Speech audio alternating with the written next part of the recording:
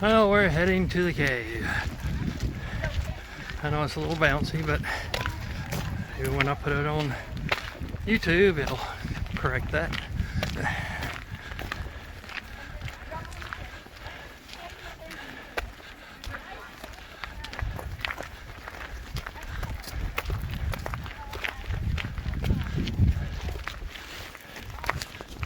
Out here doing a property line survey for the Henshaw family. Just the people that lived here at the time. But he's up on that ledge right there when he felt a cool blast of air come up from below. So he climbed down, found the hole going into the earth, and just like any other sane human being, he decided to go right on inside.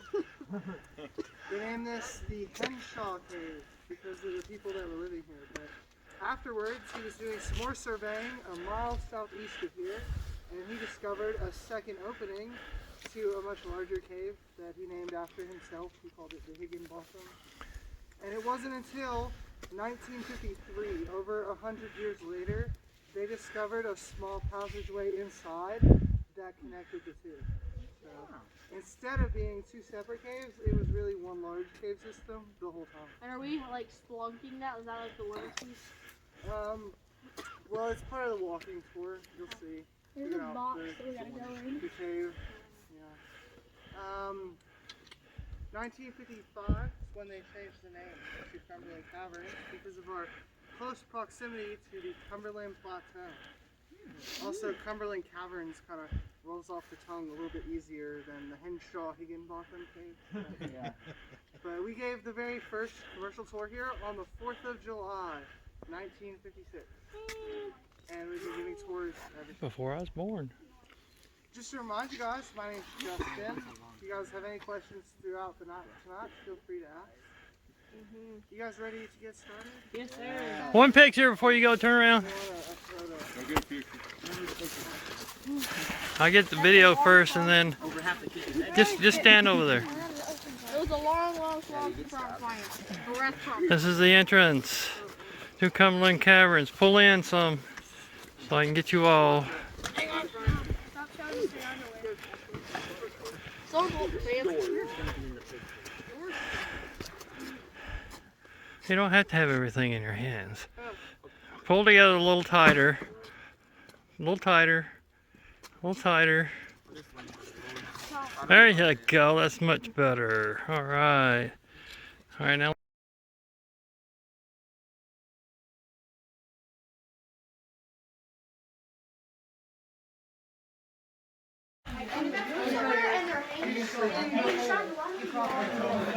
They see a bat.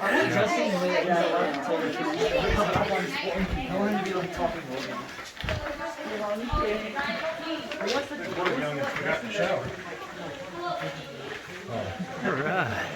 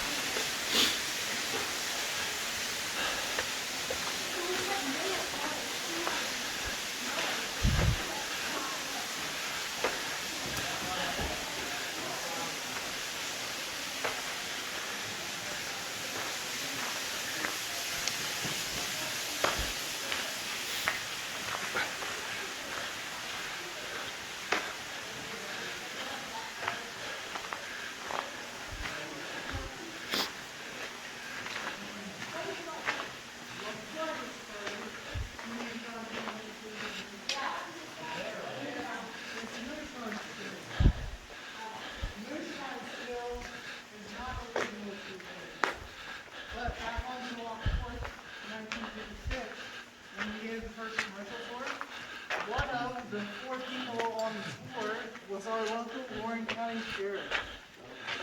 He got done with the tour and he was disappointed. He told us that this was a fake cave. We asked the sheriff what he meant by that, and he told us that every cave he had ever been in had a moonshine still. It actually bothered the sheriff so much that he went home that night and picked out one of the 3 illegal moonshine stills that he had in his basement. He brought it in for us to put on display. Exactly why the sheriff had 3 illegal moonshine stills in his basement, we were entirely too afraid to ask. So I know one. we just accepted his gift and put it on display for people. Yeah. There are a couple of parts missing on that right-hand side, and the sheriff put a large hole in the back of that black part, so unfortunately I won't be able to give out free samples. Man. That's what I think.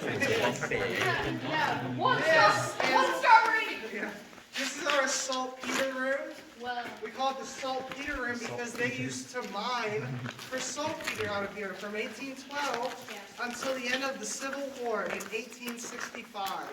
Does anybody know what saltpeter is a main ingredient of?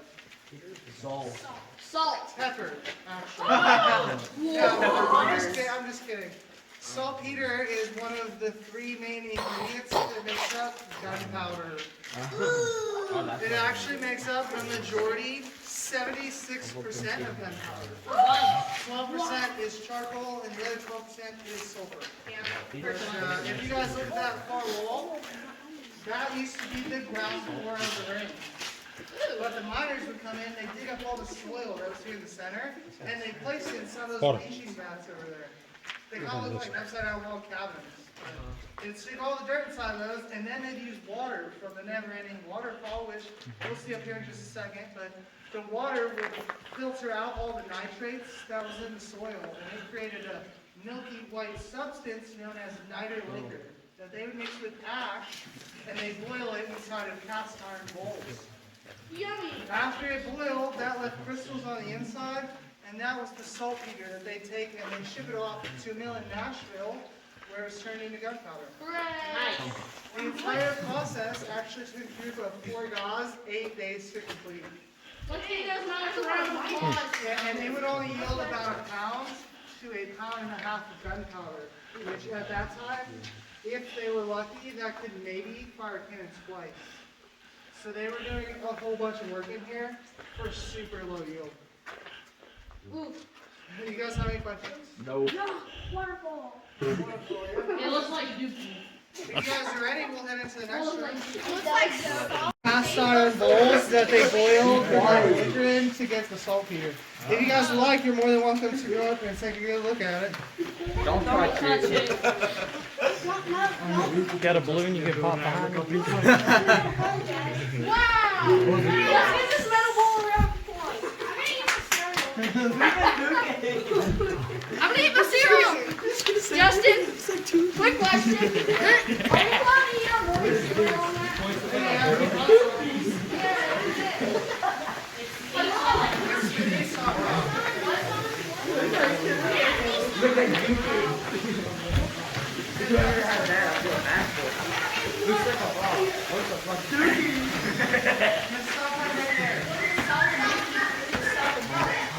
Solid diarrhea. Alright guys, so this next room is the last room of the Henshaw Cave, that first cave that Aaron Higginbotham discovered. We call this room the Moby room, and they named it after this large formation that early saltpeter miners said resembled a giant whale. Kind of like his forehead, Oh, yes. and there's his eye. Yeah. Oh, jeez. Over here is his dorsal fin, and the tail stretches down into the water. Do you guys see a whale? Yeah. I've seen it. It's cool. If not, just switch your eyes and turn your heads on it. Do any of you guys know how formations are actually made here inside the cave? Erosion, not around it, but there is a mineral that gets collected by water. It's called calcite. And when the water filters down through the limestone that's above our heads, when it gets to this level, the water and the calcite separated. So slow drips of water are what form the stalactites that hang down from the ceiling, while fast drips of water cause stalagmites to grow up from the ground. And when the water and the calcite separate onto a sloped surface, it creates flowstone like our whale.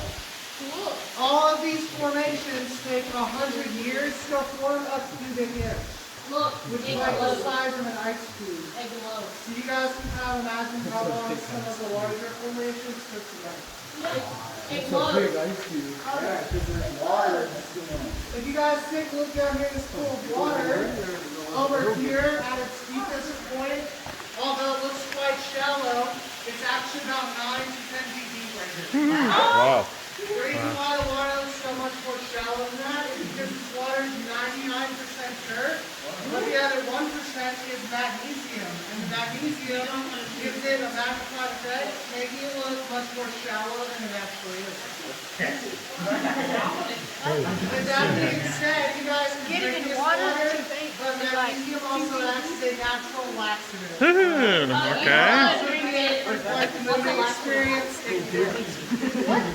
all this water actually comes from the Never-Ending Waterfall here. If you guys want to come check it out. Yeah. I knew that was water. What I'm gonna say is that's like just falling. You don't have to go. You'll just fall in. Oh, I'm gonna have to jump. So we call this the Never-Ending Waterfall because since man has been in cave, the water from this spot right here has never stopped running. Can I vlog it? Even in times of drought, it's gone down to a slow trickle, but it's never fully stopped. They do not know the source of the Never-Ending Waterfall. We did dye tests back in the 70s. They put different colored dyes in the rivers and lakes and stuff to see what color come out. But the rock acted as an actual filter and was pumping out all the dyes. They have no idea where this is. More of our formations here. A lot of people say this one looks like a big squid. Press and hold both volume keys for 3 seconds to use talkback. And underneath the waterfall there's a dog sitting back.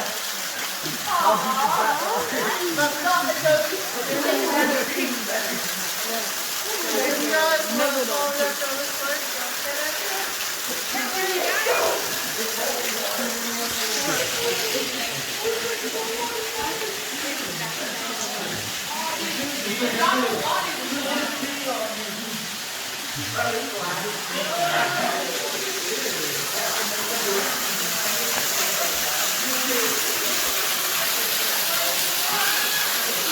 Crazy.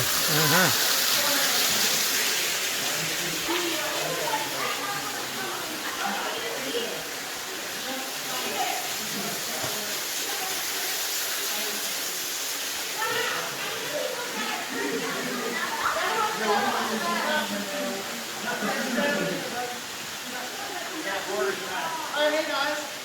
Do you remember when I told you they found a passageway that connected to the cave? Yeah. It's right behind me actually. Oh! We call this the meat grinder. Yay! It looks a lot different than when it was first discovered. Back on April 4th, 1953, there was a guy named Tank Goring here in the cave, and Tank discovered a small 9-inch by 15-inch hole. That's like the size of a piece of paper if you turn it on its side. Of course, Tank decided to put on the side of this hole, but when he did, he realized that this space was entirely too tight for him to get himself back out. He also found that it was completely covered in what we call cave coral, or sometimes we call it cave popcorn. Right? You guys see like all this bumpy stuff up here? Yeah, Cave coral sometimes can have the texture and consistency of broken glass. Oh no! It's not a whole lot of fun to fall through. But Tank was stuck, right? The only direction he could move in was forward.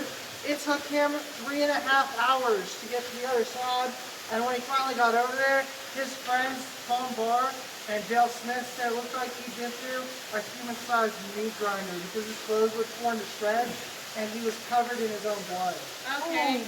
So that's what they got For that subject. for the passageway. But like I said, it looks a lot different.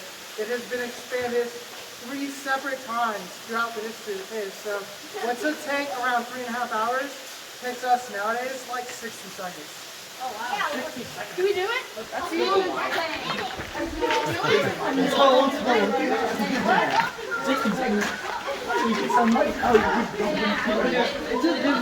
Take us 6.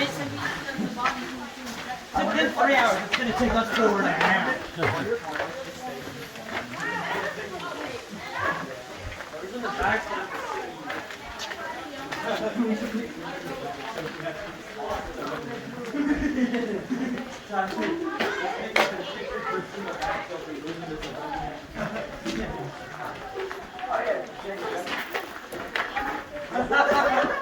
My guy's a Lego here.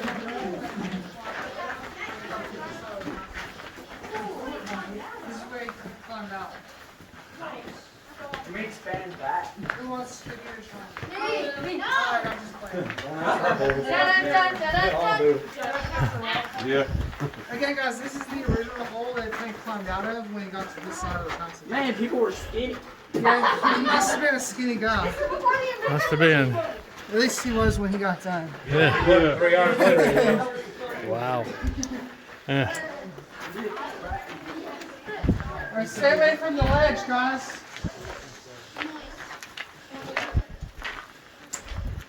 Stay away from the ledge. Time to pick who you lost here today. Probably. I was getting worried about him.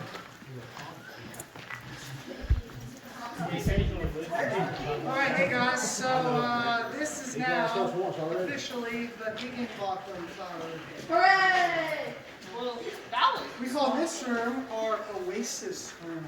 And they named it after a small gallon-sized pool of water that's up here by this blue light. Wow. This was one of the only sources of fresh drinkable water that early explorers of the cave had access to. Like I said, it's about the size of a gallon, and it actually takes about 24 hours to fill up. So, first guy pretty much got all he could drink, second guy got what was left, and the third guy was plain out of luck. So he died. There's no water in it. This is a solutional cave, though. It means that the cave was formed by water. So, although that's the only source of water in there now, at one point in time, it was filled up to the top. And we know that because we have these shell fossils up here on the ceiling. Wow. Off the head. Oh, nice! So, whoa, like, The it shell used to be a fossils nice- give you guys like an idea of where the water level used to be at. Wow. So, if you... Yeah, actually, at one point in time, there was a large sea that covered a lot of this part of the United States. The sea created underground rivers that carved out all the caves. It's a dragon. A lot of people ask me about how flat the ceilings are here in the cave. The reason for that is because limestone forms in layers, right? And when water gets in between the layers of the limestone, it causes breakdown. Where it gets worn away to the point the ceiling collapses, exposing the next layer, leaving it real flat. So these large piles of rocks, they used to be part of the ceiling at one time. What if it collapses? Luckily, you don't have to worry about breakdown today for multiple reasons. These big cracks you guys see, they help us out. They allow water to travel straight down through the rock and into the room instead of getting between layers, so breakdown is actually no longer possible. Cool. Also, in order for a breakdown to occur, the room would have to be like 2/3 filled with water, and this has been a relatively dry cave system for thousands of years. Hooray! Yay, we're not going to die today. Yeah. Yay! well, That that Liam, don't joke. I will survive! Any questions, guys? He's gonna Hey, actually, guys, come get off of that, actually. Hey, just to let you guys know, the formations in here, a lot of them are still growing, right? And the oils in your skin will effectively stop the growth of the formation. I said. So just be careful what you guys touch in here, okay? Yes, sir. Yes, sir. You guys ready to head into the next room? Hooray!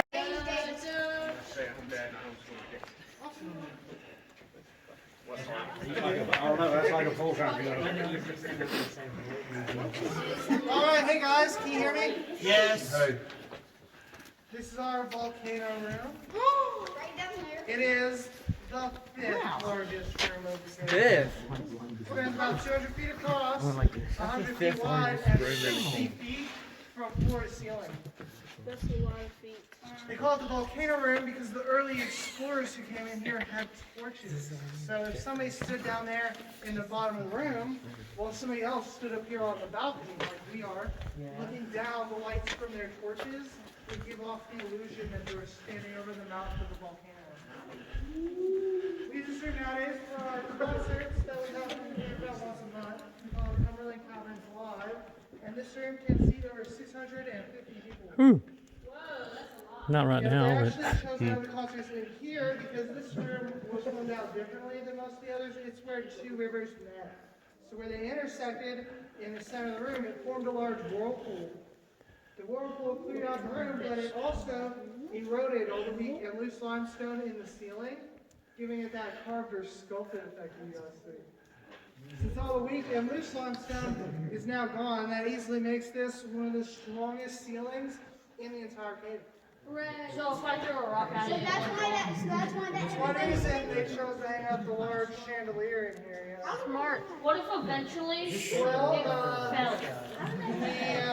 they hung it up by they put some hooks up in the ceiling, right? That's sturdy. And then they ran a chain through the hooks and through the chandelier, and then they tied each end of that chain to two separate jeeps, and they drove in opposite directions, and it like hoisted it up. That's nice and sturdy.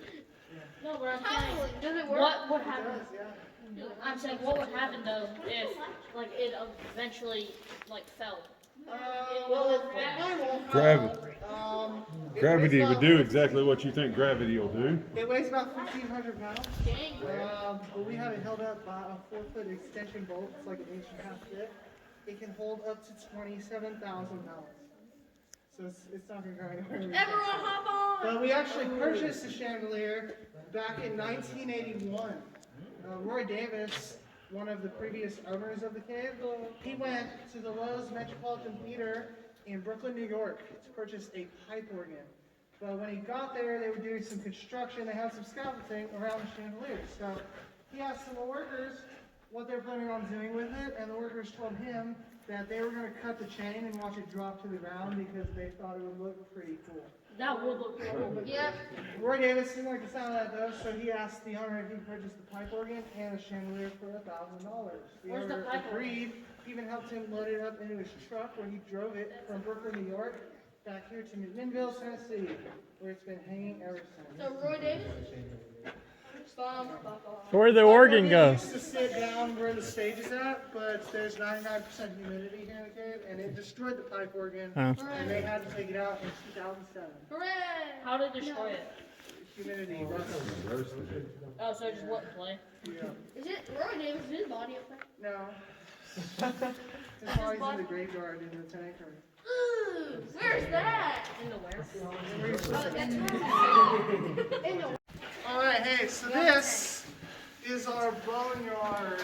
And we call it the boneyard because of all these broken formations in here that people say look like bones laying about the room. Do you bury people in here?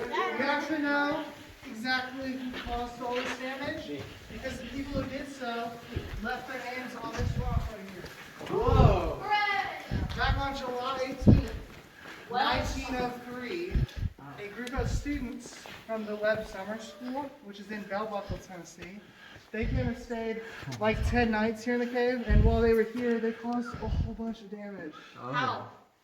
You know, You really like want- throwing rocks and stuff and pushing Oh, things there's over. more. Luckily, though, they left some formations over here. Yay. There's also more. I See like this the big one on the one. right? We call that our sad stalagmite. He's our sad stalagmite because he's only like an inch from the ceiling, but sadly he'll never reach. Water stopped right here, so this formation can no longer grow. He will forever be in the shadow of his big brother, the column. That's when a Justin. stalagmite reaches all the way up to the top. Sometimes a stalactite comes down and a stalagmite comes up. They can meet in the middle, and they form one large formation. It just was born Do any of you guys know why they call this a column? because it's oh. No, it's just what they call them. I hate it. Hey, at It's least the just like shadows it's touching just the like ceiling. That's gotta be it's just like why my grandma Rock win his job at the game rocket factory. Wow. Yeah. So depressing. Yeah, that's funny. Wait, can I see some Yeah, some people up north might tell you this is in fact called a pillar, but here in Tennessee we tend to sleep on pillars, so that's why we call it. You guys want to head up here? Wait for me at the bottom of the stairs, please. No, it's just so many fun. You need top coat, bro. It's an escalator. Yeah, yeah. Yeah, really. I remember this.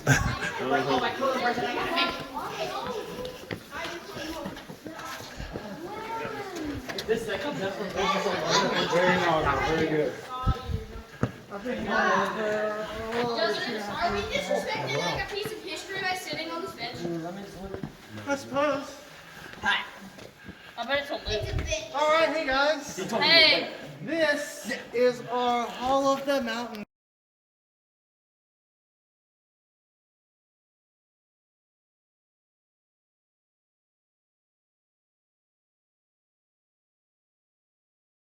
Oh yeah, this is on your right, my left. Top one. Yeah, it turns out. Hey guys, watch your step. If the handbells are right, don't worry.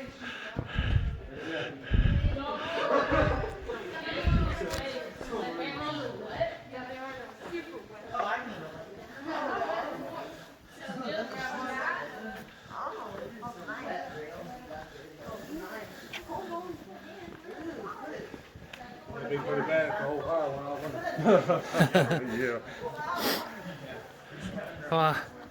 Push it all the way over and down to the other side of the room. You can't see the whole thing from here. It's going to be on your left all the way down. Again, I need you guys to do your best for me not to touch it. But there's a rock wall on your right hand side. That's perfectly okay to hold on to. Can everybody hold up their right hand? Good job.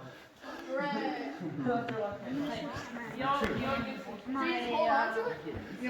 Flashlight to the left. Your right hand side is called Don't touch the butt, guys. Well, yeah, guys, don't touch the butt.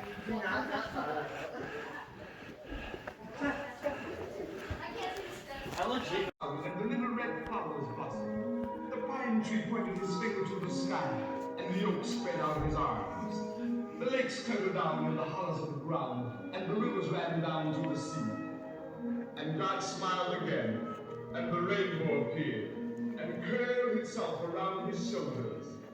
Then God raised his arm, and he waved his hand over the sea and over the land. And he said, "Bring forth, bring forth." And quicker than God could drop his hand, fishes and fowls and beasts and birds swam the rivers and seas, roamed the forests and woods, and split the air with their wings. And God said, "That's good." Then God walked around, and God looked around on all that he had made. He looked at his sun, he looked at his moon, he looked at his little stars. He looked on his world with all its living things. And God said, "I'm lonely still." Then God sat down on the side of a hill where he could think. By a deep white river he sat down. With his head in his hands, God thought and thought, till he thought, "I'll make me a man." Up from the bed of the river God scooped the clay, and by the bank of the river he kneeled him down. And there the great God Almighty, who lit the sun and fixed it in the sky, who flung the stars to the farmost corner of the night, who rounded the earth in the middle of his hand, this great God, like a magnet bending over her baby, kneeled down in the dust, toiling over a lump of clay, till he shaped it in his own image. Then into it he blew the breath of life, and man became a living soul.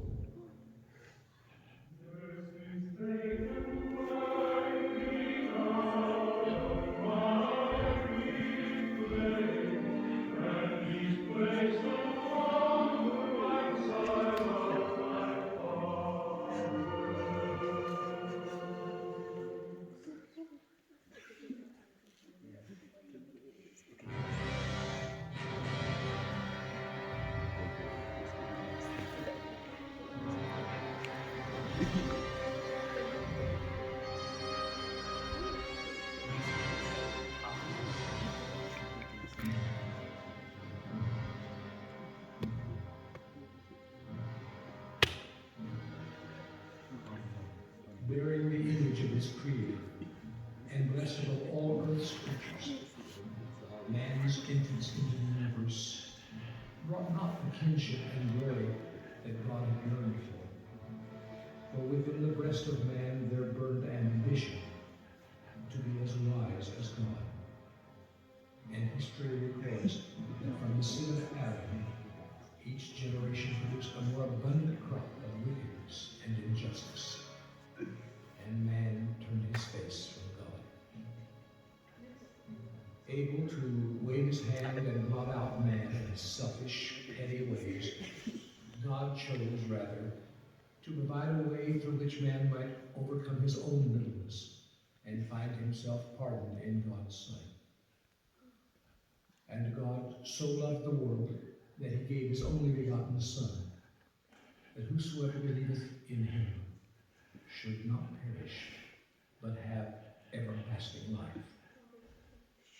And though man rejected God's gift and crucified his Son, the way of salvation was established, and the mountains trembled, and the earth quaked at the name of Jesus.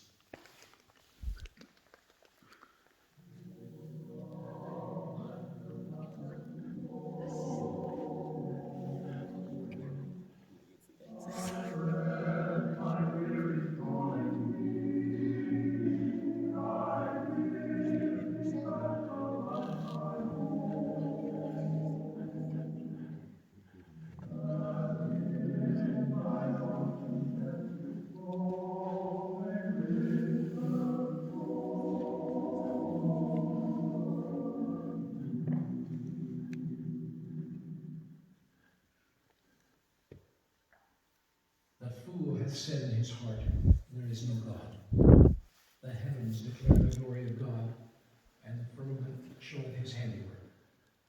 Day unto day uttereth speech, and night unto night showeth knowledge.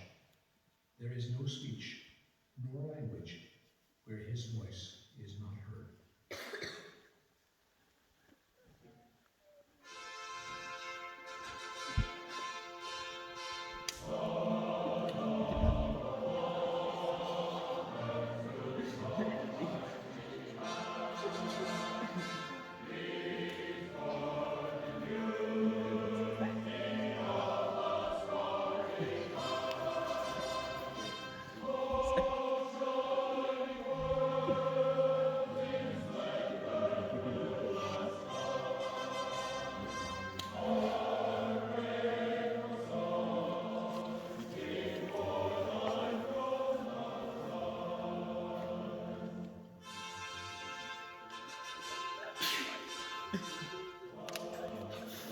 And I saw the holy city, the new Jerusalem, coming down from God out of heaven, prepared as a bride adorned for her husband.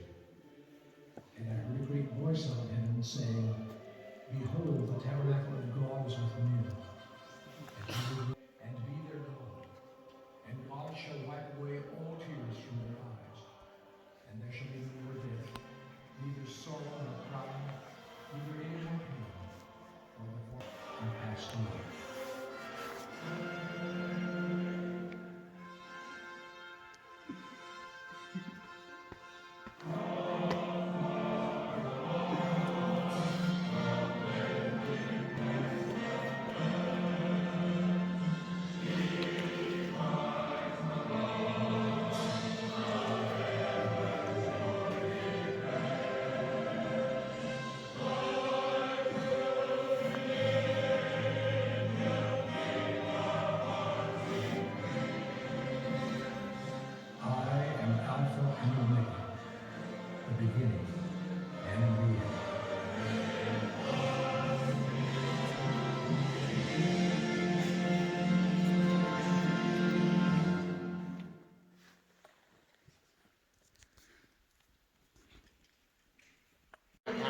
I'm fine.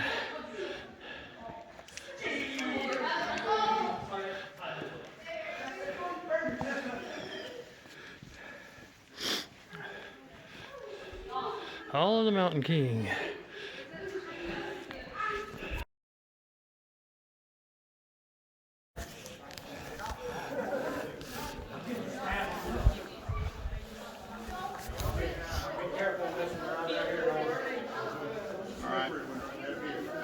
right at that bend?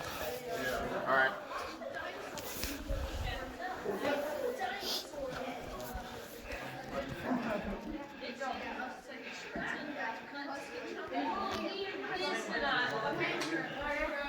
All right.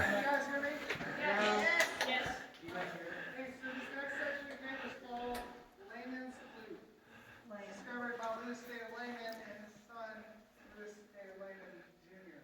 Back in the 50s, before Davis and his guys were working on the original set, this thing began as the out of the Volcano Room, so we get the dolly up here, hammering away the stairs. And it didn't make sense to them how well they could do it. So Louis Layman Jr. climbed up the wall, he found a crack in the top here, and he went all the way up here where he studies in all these holes, and Roy Davis came up and shook his hand.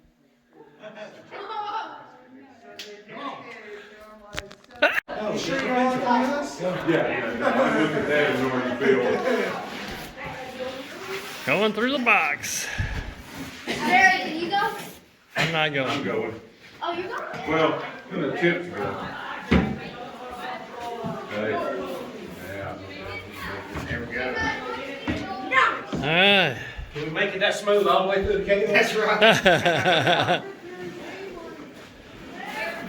Well, you made it. Yeah. All right. It's not that bad. No. But it's only. Carry that back to the. Okay. Sure. The real space is only like 10 feet. All right, y'all have fun. Alright. Alright, well, hey, I'll meet you guys down there, okay? I want to prove I can do it.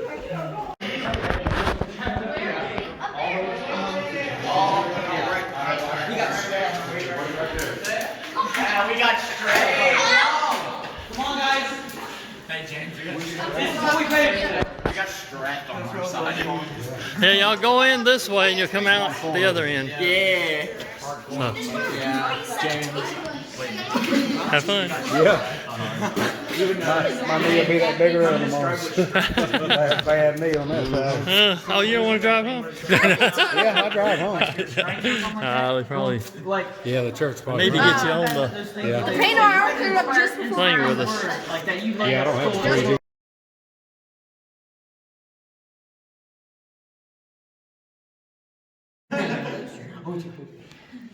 Alright, you got it? Problem is Am I you're afraid? taking pictures with light behind you. There we go. That's what I wanted. That'll do it. All right. We can line up again when we get back. We're in a cave. It's not that I'm gonna murder you. He's joking.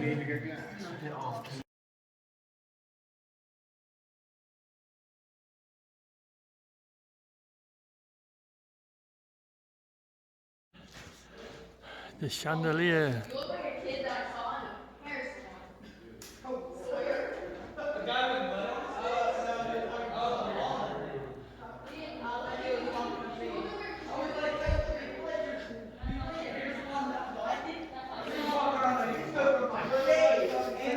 The snack bar.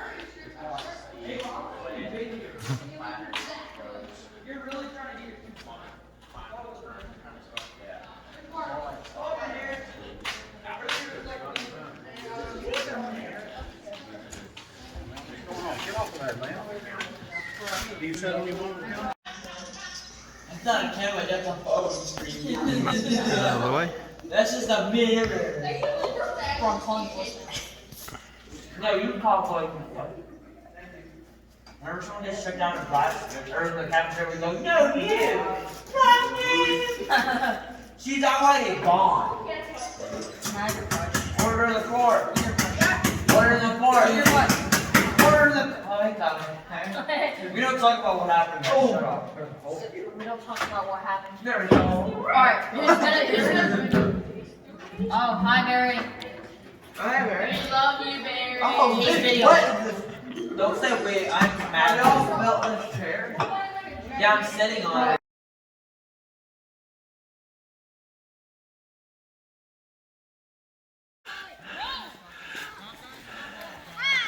Yes, it's snowing.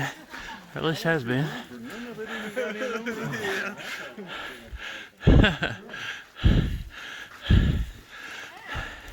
It snowed on us and we didn't even know it.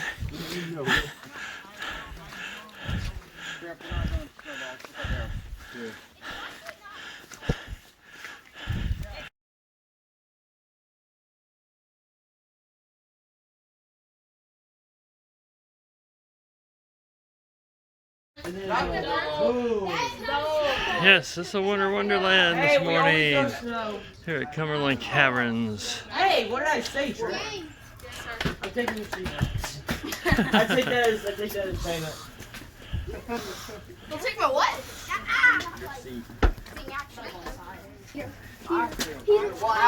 My hands! Look at them! Let's go. My hands are red from the snow. Uh-huh. You're not open yet? I guess not. He's working on it. Oh, he's opening it now. Oh, there's snow in my hat. Nice. I wonder why. Did you know he was going to You can throw it, Nick. No. Well, that's a good.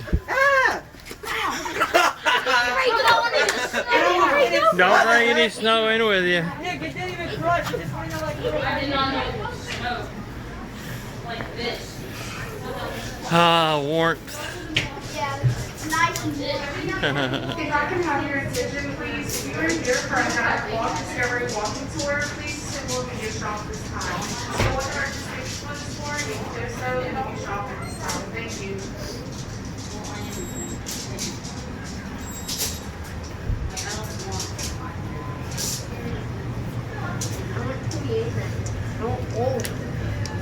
But we can't.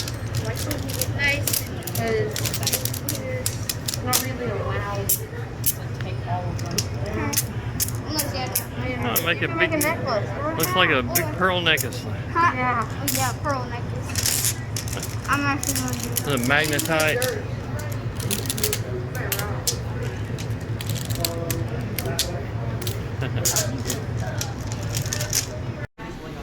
Yes, we're at Wendy's. We get to sit down at this one. Alright.